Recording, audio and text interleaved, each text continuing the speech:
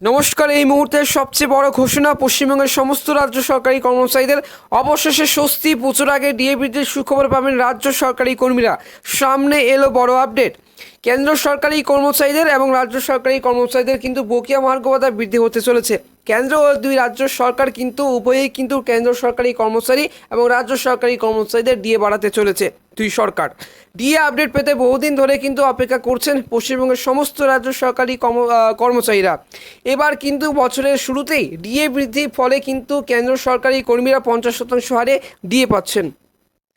আবার সাম্প্রতিক আপডেট বলছে যে খুব সম্ভবত পুজোর আগে আরেক দফা ডিএ বাড়তে পারে সরকারি কর্মীদের। সেক্ষেত্রে 3 থেকে 4% হারে ডিএ বাড়বে।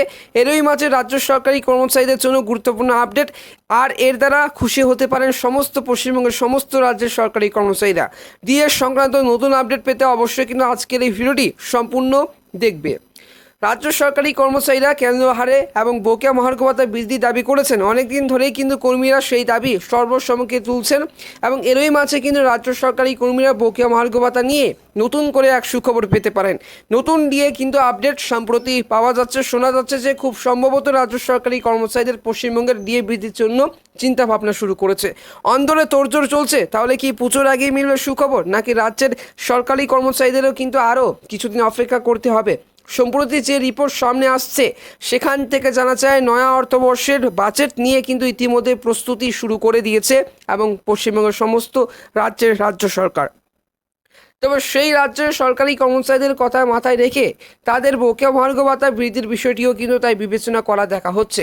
তার মধ্যে শোনা যাচ্ছে হয়তো 2025 থেকে 26 অর্থবর্ষের মধ্যে এই রাজ্যের সরকারি কর্মীদের ডিএ এবং পেনশনভোগীদের ডিআর ফের একবার কিন্তু বাড়তে পারে। রাজ্য সরকারি কর্মচারীদের ডিএ এর হার কিন্তু 64% কিন্তু নিয়ে যেতে পারে সরকার। একাধিক রিপোর্টে কিন্তু প্রকাশিত খবর অনুযায়ী খুব সম্ভবত দীপাবলির কিন্তু আগেই বাড়বে ডিএ। উৎসবের আবহে এক দফায় কিন্তু ডিএ বৃদ্ধি করবে মধ্যপ্রদেশ, পশ্চিমবঙ্গ সরকার এবং কেন্দ্র সরকার। নতুন আপডেট বলছে যে ডিএ বৃদ্ধি পেতে পারে 3 থেকে 4% পর্যন্ত, এবং কনফার্ম এবং কত শতাংশ বাড়বে এটা কিন্তু বলা যায়নি এবং অফিসিয়ালভাবে। তবে এরপরে কিন্তু পরিকল্পনা রয়েছে, কারণ তারপর ধাপে ধাপে 2025 থেকে যে 2026 অর্থবর্ষের মধ্যে সকল রাজ্য সরকারি কর্মীদের মোট 18% বকেয়া মহার্ঘ ভাতা বা ডিএ বাড়ানো হতে পারে। যথারীতি ডিএর পাশাপাশি বাড়বে ডিআরও। এবং বর্তমানে কিন্তু মধ্যপ্রদেশ রাজ্যের সরকারি কর্মীরা সপ্তম বেতন কমিশনের আওতায় এবং সপ্তম বেতন কমিশনের হারে কিন্তু বকেয়া মহার্ঘ ভাতা পাচ্ছেন 46% হারে ডিএ।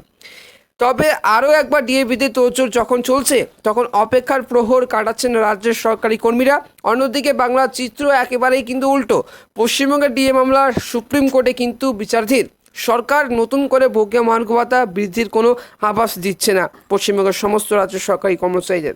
তাই পশ্চিমবঙ্গের এবারে কিন্তু সরকারি কর্মীরা আশায় ভরসা রেখেছেন যে সুপ্রিম কোর্টে মামলার রায়ের পর মামলার রায় আসবে তাদের দিকে। সেক্ষেত্রে বকেয়া পাওয়া ও ডিএ বৃদ্ধির সুখবর মিলতে পারে।